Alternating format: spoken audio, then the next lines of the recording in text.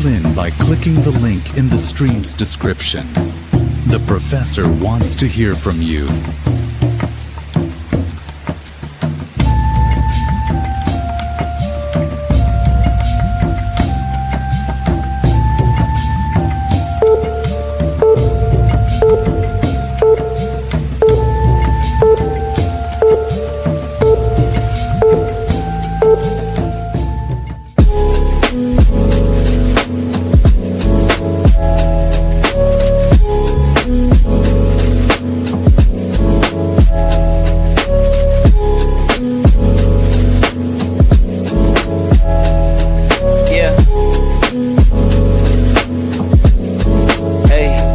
Beginnings on the cusp. Not too old to adjust. Old dog, new tricks. Remember, I was just a pup. Something dirty in my cup. Clean soul, good car. Isn't it lovely? I ain't looking back, I'm focused on what's in front of me. Everybody dates a number, but I'm still here luckily. I know that God got me, so I'm in good company.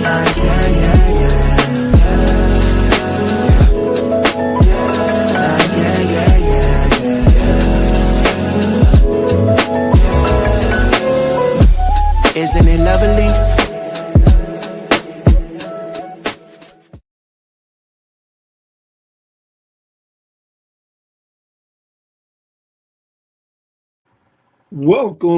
Welcome, and thank you for joining us today. I am Professor Bear, and this is a Bear's Thoughts.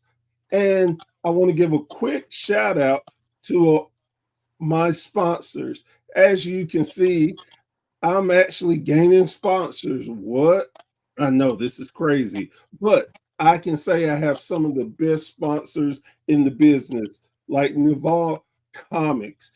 If you're in the Knoxville, Tennessee area or in the East Tennessee area and you're into comic books, they are the ones you need to go to. They have such a tremendous library of different comics and different things that is awesome.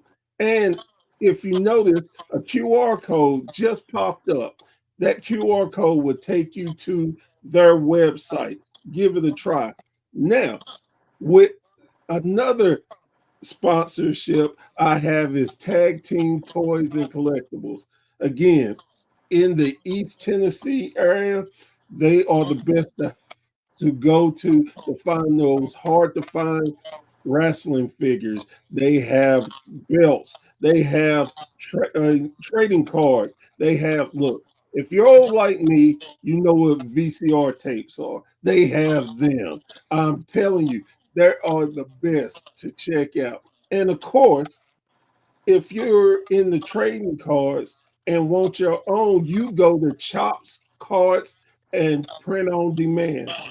They make some of the best trading cards in the business. So, with all that being said, please check out my sponsors. Now, today, our special guest is someone who has a lot of experience in the world of professional wrestling. I'm telling you, me and her had like 10 minutes where we just talked. And generally I cut people off because I want to hold it to the show. But I was so into it that I just let her go, which I should have Oh, you're stopped. too sweet. You're too sweet. But this is Megan. Megan, how are you doing today? I'm very well, Professor Bear. How are you? I'm doing super. So, Awesome. as I always start out with my guests, I have to start with you and ask, how did you get into wrestling when you were younger? So, not to like display my age, but in 2008, I started nursing school. And about the time I started nursing school, uh, an indie federation popped up in the town I lived in. And this was called the New School Federation Wrestling. And my cousin, his name is Brent McKenzie. He's also a wrestler in the Texas area. He joined up with these guys and they started training. So I don't have a traditional like went to school and then learned, we had a training facility in the middle of the country, and we would have guys like Keith Lee come and train with us. We would have Charlie Haas came down a few times. We got a well-rounded wrestling education the hard way. Because like my first match, I mean, it was a 6-minute match against a guy named Mike Fire, and me, little old Lily Mae from, oh yeah, by the way, my wrestling name was Lily Mae. Now I just go by Megan. But our match was about 6 minutes, and it was an awesome match for a first match.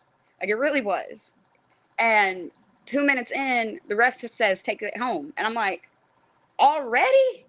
Well, we just kind of ignored him and kept going, and we didn't realize he tore his Achilles tendon. Ooh. Yeah, so we got kind of chewed out in the locker room because, you know, you have to pay attention. These are our lives, and we were too into ourselves. Oh, But wow. then started getting out of Texas a little bit. I did some seminars with Les Thatcher. I did one with Harley Race. That was interesting. Like, I could have talked to them for hours.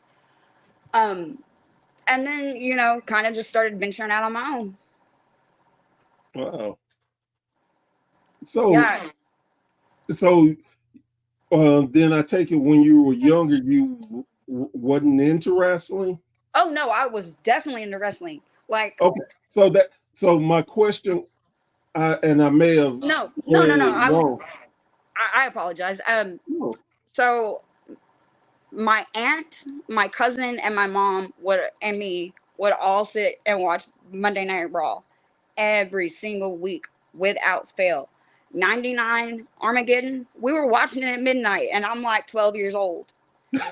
And like the countdown, I'm marking out here. I gotta stop. So like I watched it all the way through high school. And then it dwindled down when I got in college because, you know, you're learning about yourself. And then I got accepted into nursing school, started the program, and I'm still a nurse, but got in the program and then started to try to train wrestling. Whew. Man, I can imagine how stressful that was. Very, very little sleep. So, with that being, so doing that and training, and you told us about your first match. How long was your wrestling career before you had to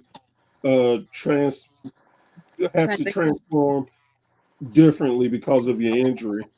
Right. I wrestled from 2008 to 2013, and then that's when I was injured, was 2013. So, then didn't have surgery until 2018 on my C7 right here. It's all metal in here. I went back for a checkup, and my doctor was like, if you want to wrestle, there are other ways you can be in the business. And I was like, my doctor told me that. I was like, aren't you supposed to be like dissuading me from doing this? And he was like, I'm trying to tell you how to preserve your body because you're going to do what you're going to do. Right. And so I talked to one of my friends, and the next show I was reffing, because I had reffed like special guest referees, done stuff, but I really have a new respect for referees because you've got so much to do. You've got to, you know, make sure that the wrestlers are okay. You've got to keep time. You've got so much to do on top of staying out of the way of the shot.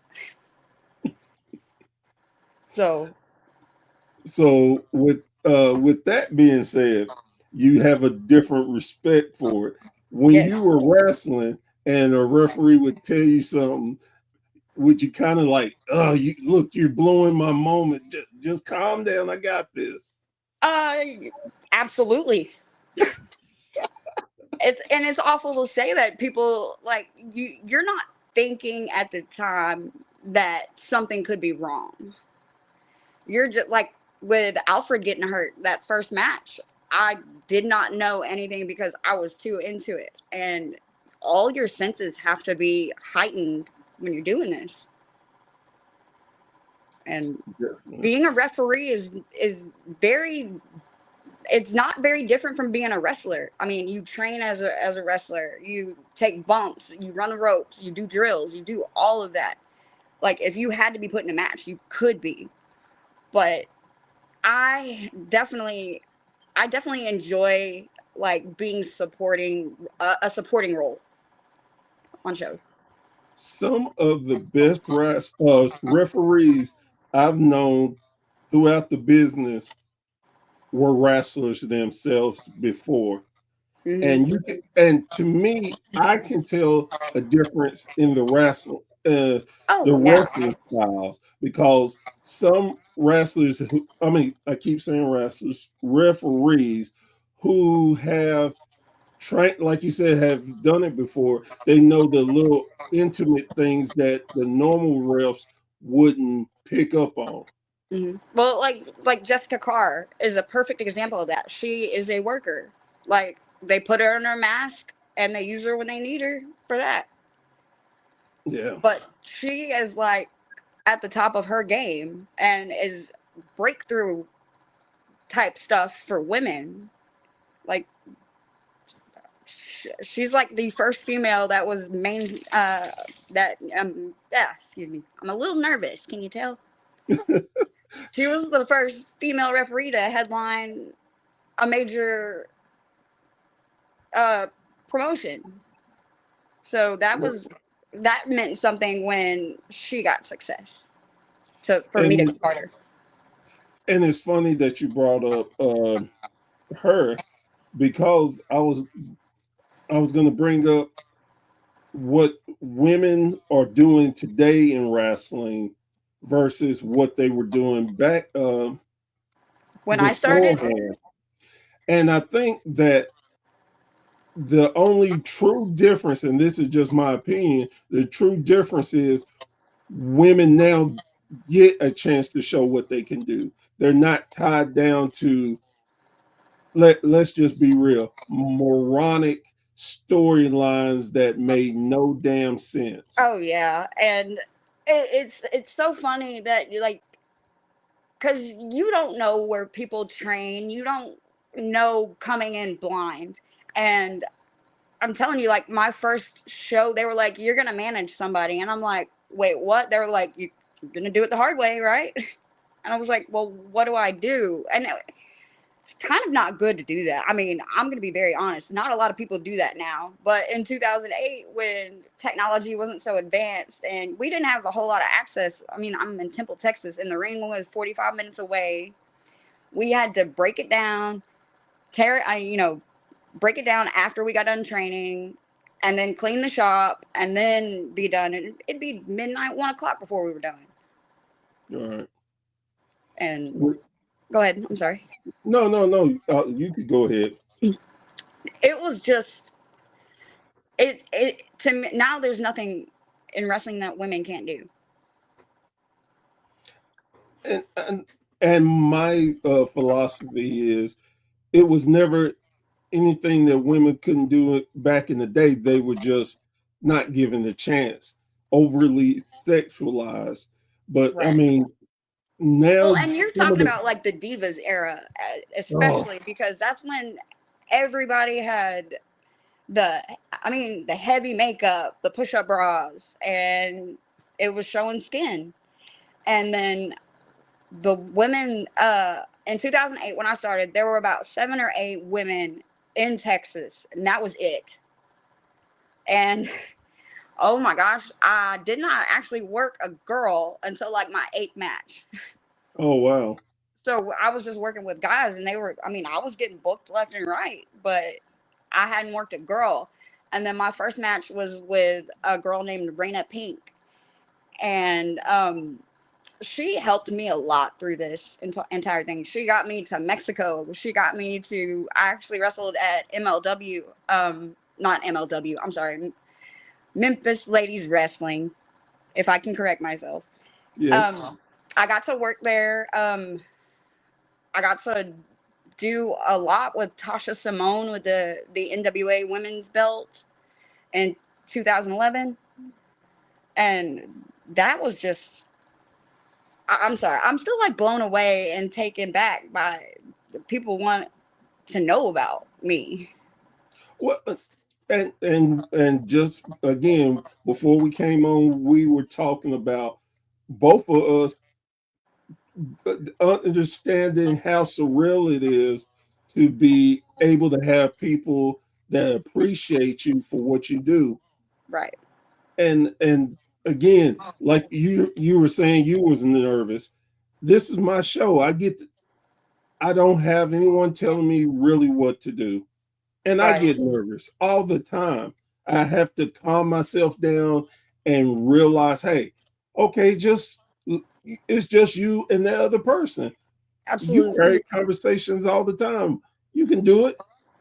Just Yeah, it's a easy. bunch of people are looking at you and putting messages on. That's okay. It'll be all right.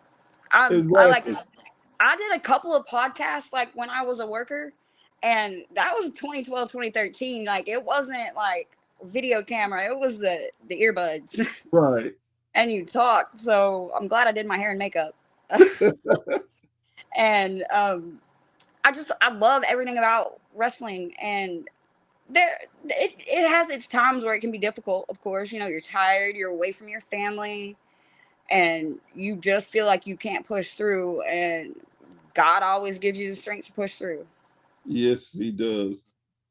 So I want to go and if you don't feel comfortable talking about it, I truly understand. I wanted to know talk about when you got hurt. Yeah. So Um, it was an 8-man tag match, and this was at ACW, Anarchy Championship Wrestling, out of Austin, Texas. Um, Angel Blue, she's an awesome worker. Congratulations, she just had a baby. She did a dive off the ring post, and when I went to catch her, like my foot slipped, and I was just at the wrong angle, and she came down like right on my head. mm, And then I was, my hands went not like tingly. My legs were fine. I wasn't worried about walking. I'm like, I gotta finish the match. So got up, finished the match, got pinned, of course, and then went to the back, and I just collapsed. They were like trying to get my boots off me. They were like, "What are you doing? Like, calm down. Are you okay?" And I was like, "No, I'm not okay." And Jordan Jensen, he's a worker out of Houston, Texas, and he was like peeling my knee pad covers off. Like, does somebody need to go to the hospital with you? And I was like, "No, I'll be okay. I can walk and talk." And I didn't go to the ER that night. I waited because I was like, I'm tired. I'm exhausted. Got home, crashed out. Next morning, I was, oh, like I felt like I was being choked. Went to the ER, and they discharged me before they gave me the results for some reason. It was really weird because they didn't think anything was wrong with me. So then I actually got the call, and they said, "Hey, we need to book an appointment with you." And I was like, "Okay, cool. Why?" Well, of course they're not going to tell you over the phone. So I get in there, and he pulls up my MRI that I had, and he circled it. If I had, I have it on my phone, but I can't screen share it. But it showed my C7 was like, you have your body of your vertebrae, and then you have a piece that comes off the back called the spinous process. And the part that broke wasn't the actual body of the vertebrae, it was the spinous process. So it broke down. So I was having like limited, like upward looking. I couldn't look that, and I couldn't look to the right. oh wow. And they also were like, "Well, we found something else on your MRI." And I'm like, well, "What else could you find besides a break?" And he was like, "Well, your sixth disc is completely disintegrated, and you have what's called a type 1 Chiari malformation." And I said, "Huh?" And he said, a type 1 Chiari malformation. I said, okay, speak English. And he said, the tonsils from your cerebellum that go through the hole in your skull are in your neck instead of your skull. Oh, Jesus. So no more bumping immediately, right? Right. So it was like, what do I do? So I called Rachel Summerlin. She was the owner of ACW, and we were talking, and she was like, no, dude, you don't get it. You're done. She was like, your neck is broken. And I was like, yeah, but I feel okay. And of course, I'm trying to convince myself I'm okay. Right. And then they let me have a very nice, like, send off. And I really appreciated them for that. But after I had the surgery in 2018, and my doctor was like, hey, what about this? You could do this. Just tell the promoters and the workers that about your injury first. And if they want to book you, that's of course their choice. And man, I've just kind of flown with it ever since. Like I told you, I just got back from Boston 3 weeks ago. Yeah, and that was with Lucky Pro Wrestling. My friend Tony Stevens, shout out Tony. Um, he's their head referee, and me and him kind of like started chatting. You know, just like we did. Like, hey, Right. you're a worker? Like, let's talk. And he's been an amazing inspiration to me, and like he's a referee too. He was, giving me tricks of the trade that you usually don't get for free, but in a way I had already paid my dues. So I got to do that recently, and then I have another show coming up, Baracha Pro. That's in Austin, Texas, and my friend Justin Bissonette, he helps do the booking, and Bradley Mann is the promoter. Amazing company to work for, and I'm excited to get to do that. That is awesome to hear.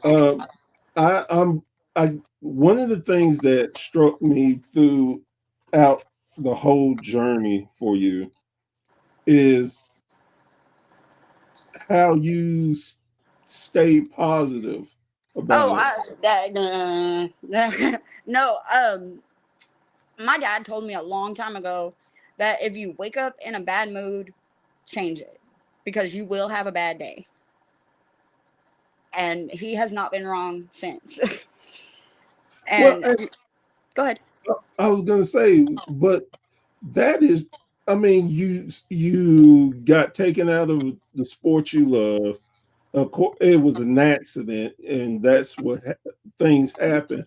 But I mean, to again have that such a positive attitude about it, it's phenomenal. I Well, I mean, mean, we all have storms. It's not just workers and wrestlers and like, podcast hosts that have problems. Everybody has problems. You have to be able to see the silver lining around everything. Like, yes, I broke my neck. However, the next year I had my son, and he saved my life. Other than my Lord and Savior, but I told you I like to talk about Jesus. But well, uh, then my son Luke was born, and then my daughter was born, and I gained a lot of weight with her. And I had never in wrestling hurt so bad than just being fat and pregnant. And I was sitting there like with my neck brace on, and like you can't take any pain meds when you're pregnant, and trying to do everything to stay comfortable. And then my doctor was like, you don't want to actually try to have her, do you? You want a C-section, right? And I was like, let's do the C-section. And like, let's make this easy on both of us, which really wasn't, but. And then so we were talking when I was Lily Mae, I was 180 pounds. And now that I'm just old Megan, I've lost 100 pounds. oh wow, Yeah. Well, almost 100. And gained a lot of muscle. So I really enjoy like being able to keep moving. So I try to stay on the go. And I know once I stop actually going, that's when it's going to start hurting. Well, again, you are inspiration to a Thank lot of you. people because I mean I don't know too many people that has gone through anywhere close to what you have and kept the positive attitude about it. And I mean, for myself, I can speak for myself. I've had multiple hip surgeries. I've had multiple back surgeries. Hmm. And the thing I always try to keep a positive attitude to is, well, I first off, I'm still here. That, that Amen. that's first thing. Second of all, there are a lot more people worse off than me. I'm Absolutely. I'm still able to get up. I'm able to walk. Maybe not as far as I used to, but I can still do it. So keeping a positive attitude with, not like you said, not just wrestling, but life in general, it helps so much. And like I said, I think you are an inspiration Thank because you. Thank you. That means a lot because, like, I don't always feel at the top of my game. And I mean, we all, like I said, we all have these tough times and we can all be our own worst enemy. And yes, after some very deep diving into some things, I'm able to discern a lot better now than before. And I will use this analogy. If you're lucky enough, the older you get, the wiser you get. Now, not everyone will understand their wisdom or use it, but it's not that is because it's not there. Right. Um I haven't always made the best choices, but that's how you learn. You make mistakes and then you learn from them. Of course, we all have those that one mistake that we keep to to keep making.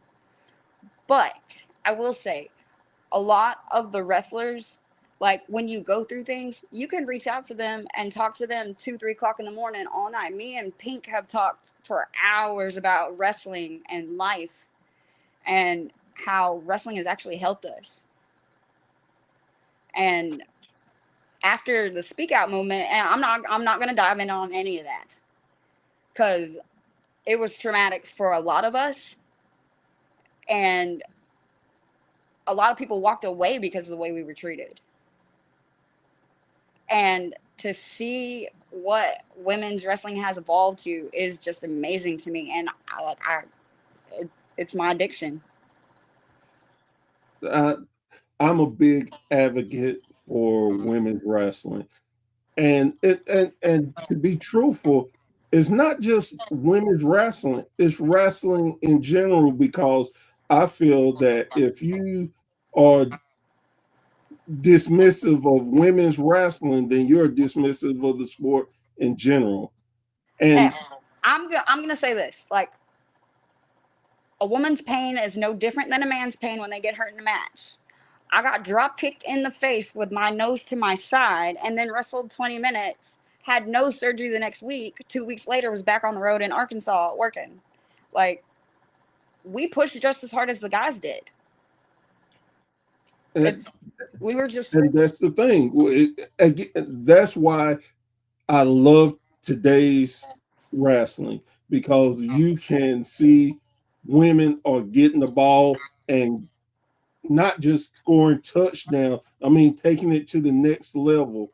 And that's what it should be. It should not be about men or women or whatever sexuality that you choose to be. It should be about what we all love, and that's and that's rap. the and like I'm from the era where we're like the sport, and that's what it was about. It was about going out there and having the best match you could have and the funnest.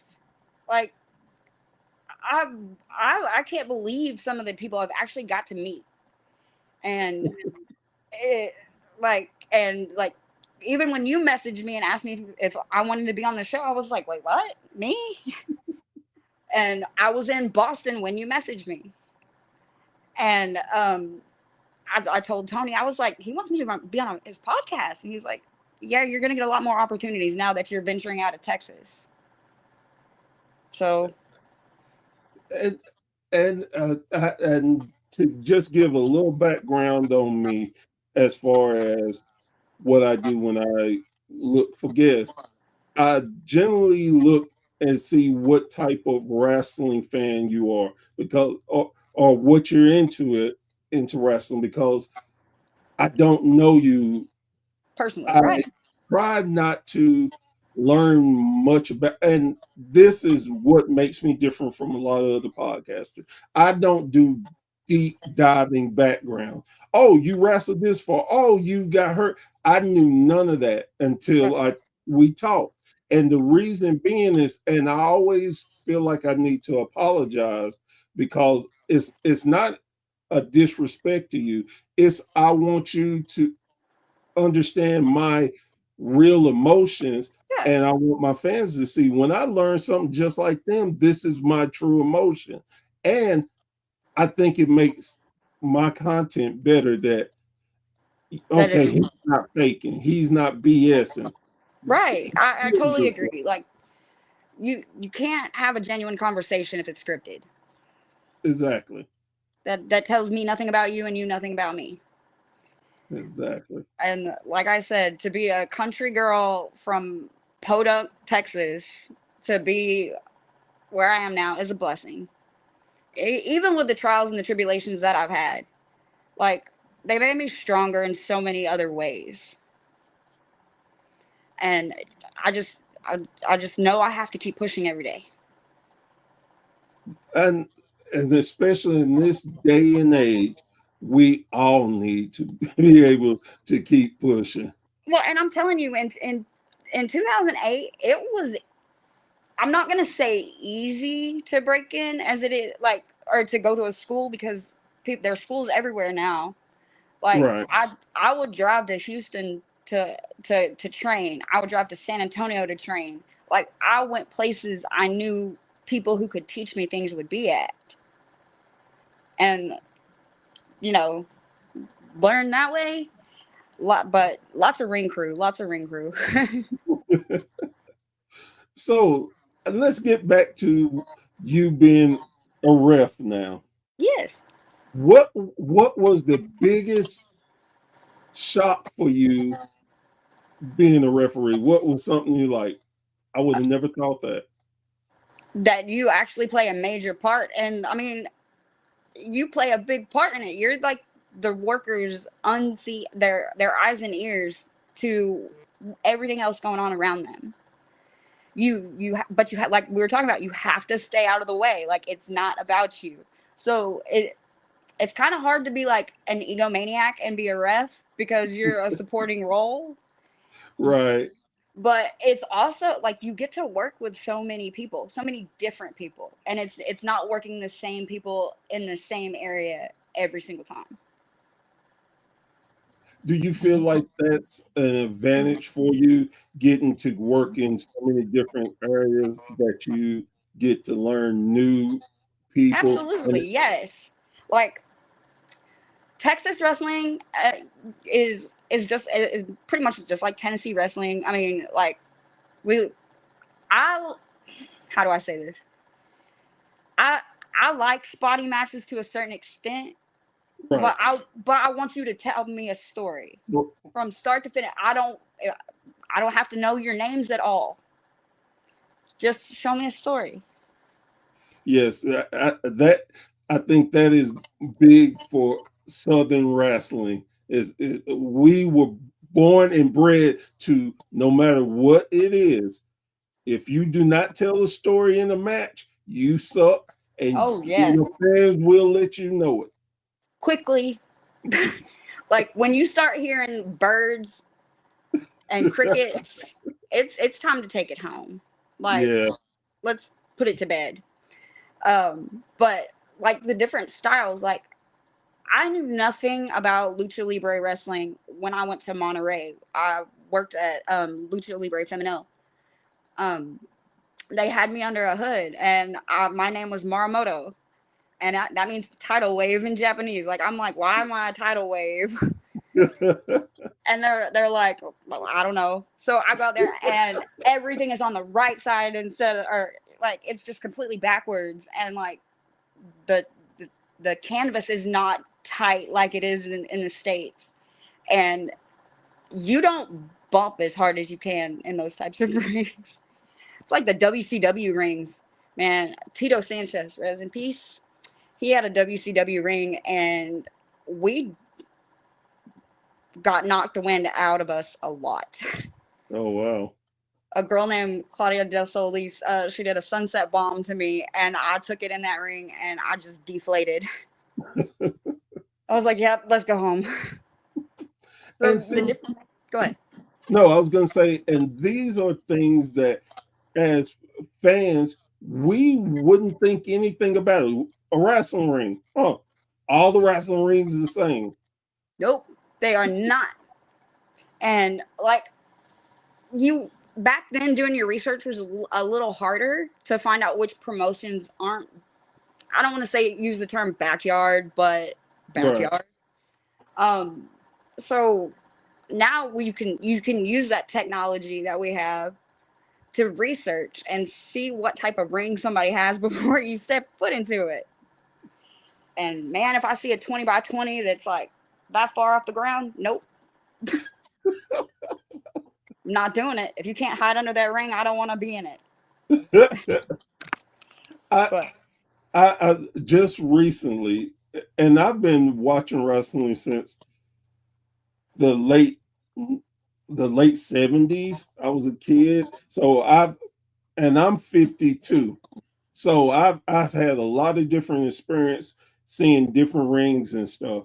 But one of the things I've learned from last year is the small rings. Like you said, I was like, why in the hell would anybody want to wrestle in that? Well, and I know why people get them. A lot of people, I mean, I don't know if they like to still get them from high spots or not. But like high spots rings are comfortable, like super comfortable. So even though it's just a generic ring that isn't or customized for that promotion, it'll do the trick before a boxing ring will.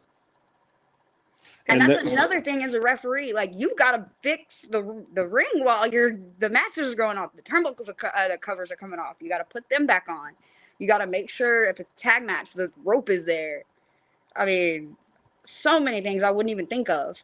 Walking the ring first to make sure there's no holes in it, so people don't fall and break their ankle. Wow. Yeah. And that is the beauty of referees. Like, they are the unsung heroes of a match. And like you were saying before, if you're a good referee, nobody even realize you're there. Exactly. Like, you shouldn't be noticed, but man, a bad referee can ruin. So, like, I told you I've done it before. Like, and they're all accidents, but like, when you see people consistently doing it and not trying to get better, that's when it's just a little frustrating. Yeah, I can imagine it would be. And when you were saying you have to be the eyes and ears for the wrestlers, one thing that popped back in my head was this match between Stone Cold and Triple H, where a fan jumped in the ring and the ref stopped him. Then him and Triple H got Oh, dude, you're a moron if you do that, first of all. Like, who do you think you are? Like, do you want to die? Because that's a high probability. I mean, but I'm sorry, my dog just started barking. Oh, that's fine. But you have to be on your game. It's not just go play ref. It's definitely. it's actually making sure everybody's safe. Exactly. And that's super important to me, especially after I got hurt. because it was not Angel Blue's fault. It was a accident. It was a genuine accident. Nobody was trying to hurt anybody, but it was what it was, and I'm just glad I can actually be a part of wrestling again in a positive light, and use what I know to help the newer generation. And see, another part of refereeing that a lot of people really don't know is hell, most of the refs used to be wrestlers. Yep. So they know what they're talking about. They know what to do and to be there. And for me, I catch myself if I know the wrestler happened to be the referee happened to be a wrestler, I'm always okay. Let me see what he's going to do a little different. A Right. perfect example for me is Scott Armstrong. Yes, I was just about to say I love me some Scott Armstrong. He is such an amazing. Well, first off, he comes from an amazing family. Oh yeah. Then he wasn't a slouch in the ring by no means. No, but he's gonna make you work for that pin. He's gonna make it look real. Like we all have a joke, and it's like slow count Scott Armstrong. It's because he's gonna make you work for it. He wants to make it look like a fight.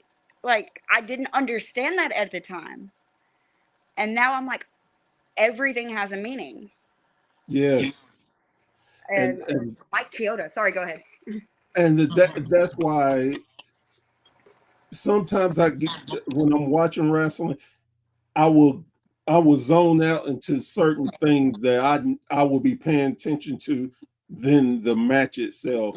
And if you're a great worker, you can make me not pay attention to anything else but what they're doing. But there's also the times that can be not disruptive, but like say you have a valet out there. If the valet is getting more attention than the match, that's a problem. Yeah. So let's do something about it. But I'm genuinely happy that women don't have to go through the stuff that a lot of us did. Like, I'm proud of all of these women.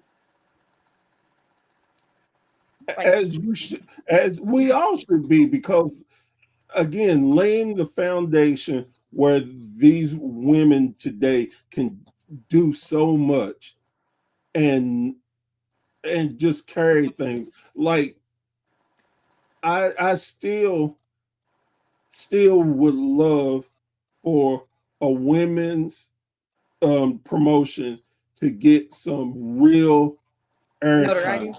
Yeah. I mean, I'm ready for that. Most people are like, well, women won't get the ratings.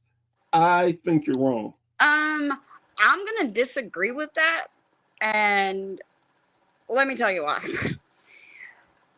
If you have ever done a custom match as a woman worker, you will make so much money, and it's like it doesn't have to be sexual in nature or anything like that. Like just a fan writing a match and you doing it and then paying it. That's different type stuff. We won't get into that. Oh, I had a flashback. Almost hit the ground. But so go ahead. No, but I'm very blessed that I'm getting to see all these strong independent women come up and show who they are and show what they have. And I love the unity that is shown, because you see wrestlers from perfect example of this, Bailey. Yeah. Bailey will go anywhere.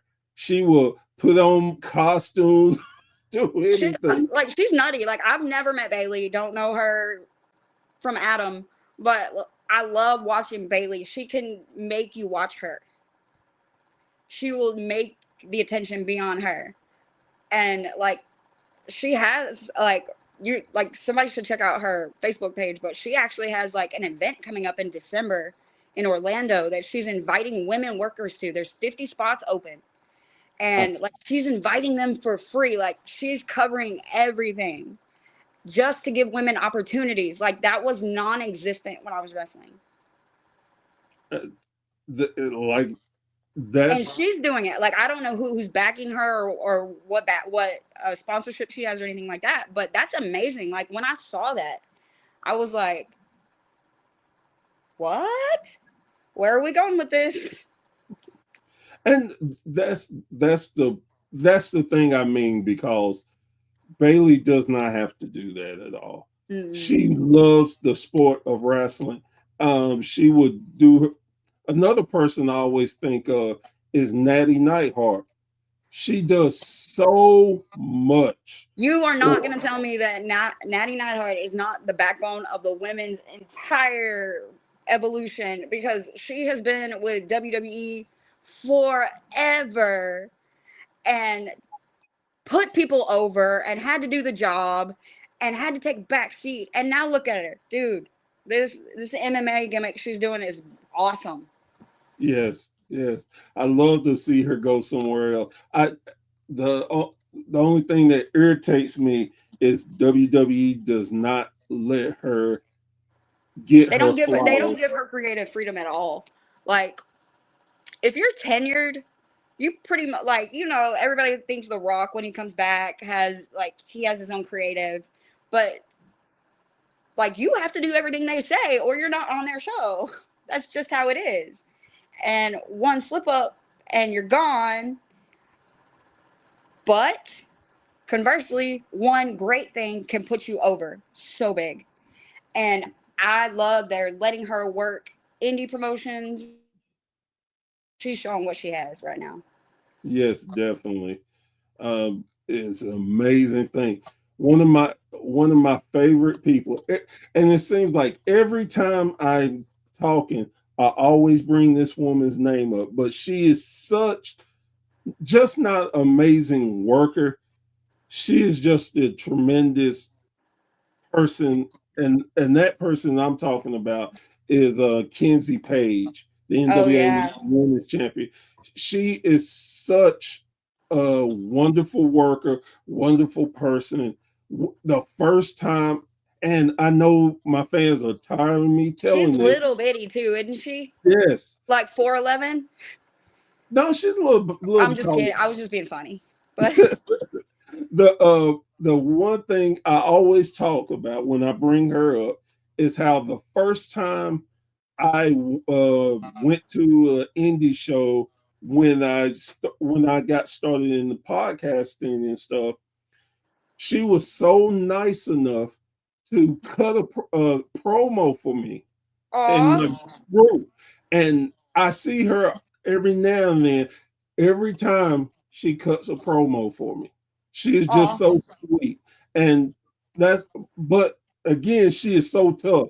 I've seen her whip men asses all over Oh, the arena. you couldn't convince me women workers couldn't actually fight the men workers.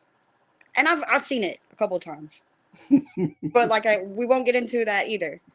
But um and that's where like you have to really be careful with like intergender stuff now too. You have to. Like Yes, in 2008, that's the only way you were working is you were working a guy. But now with everything, it's that now there is the women talent out there. They're actually giving people opportunities. You don't have to work men, and we can put on just as good a show as the men can. definitely.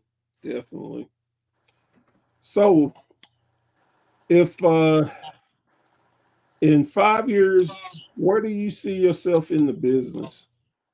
In 5 years, I would still like to be watching it, but in 5 years, like I don't know at the age I'm at. I don't care. I'm 41. Um, but I mean, I'll be 46 then, so I would still like to have some say in it. But at some point, you got to hang your boots up for good. But the one thing you said before, and we had talked about, there are so many different things that you can do in the business that you don't have to walk away. Now, granted, yes, you may have to hang up your boots, but there is so many other things that are so important. And with the knowledge that you have, man, you can easily go. Oh my gosh, it blew my mind. We were talking about people listening during matches and stuff, and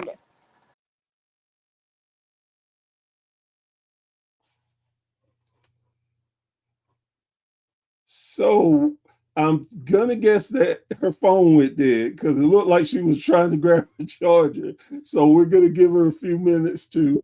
There she is. I'm sorry. I'm sorry. My No, phone was dying. that Um, is funny enough. That's what I was telling my fans. I said her phone died and looked like she was reaching for a charger. yes, that's exactly what happened. You already knew. But so, what were we talking about again? I've got ADHD, so We were talking about shoot, what were we talking about? oh, We were talking about the something that blew your mind. I was talking about what you could do for the business. oh yeah, And that we were talking about referees and workers not listening to the referees. right, right. When I got to Boston and the first match I called, like I'd never met these guys before. Like they don't know me. They don't even know my name. They probably still don't know my name. But um they listened. Like I was like, ah, slow down, slow down, slow down. And they slowed down. And then I was like, all right, kick out. And it was really cool. Like we were all communicating, and it was all the training that I've done for the past 17 years is actually meaning something. And that's my point. You have so much knowledge that, and you, like you said, you've met some legends in this industry. They gave you bits of gem. Why wouldn't you pass that on to keep the sport that we love alive? Like it's it's not a secret, you know? Like we can all coexist and have a place on the show. It doesn't have to be the same people all the time. They can rotate people out, but it's a little bit harder on indie promotions with limited budgets and stuff like that. Yeah. But again, as long as you're working hard, you're trying and doing, you just got to be a part of that grind. You can, it may not happen today, but if you keep working, it can happen. And like the sky's the limit. I'm the only one that can tell me no. I mean, if I don't actually go out and try, I'm not going to know either way. They might tell me no, but guess what? Other places will say yes. Exactly. And I love wrestling. It's always been my twin sister passed away when we were 11. And Oh, that's why my family started watching wrestling. So we could actually like spend time together without thinking about that. right. And it will always have a place in my heart because it was a huge distraction at a time where I didn't know what to do. Like I lost half of me. And to come out, and everybody loses somebody at a point in their life. I just happened to be younger when it happened. And to keep her memory alive is like, I love it because it just means so much to me. I'm so glad it does.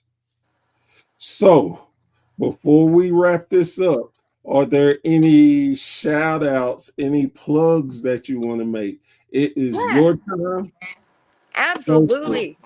Shout out to Raina Pink, San Antonio worker. Great, great girl. Look her up on Facebook. Shout out Tony Stevens, Justin Bissonette, Ryan Genesis. God love him.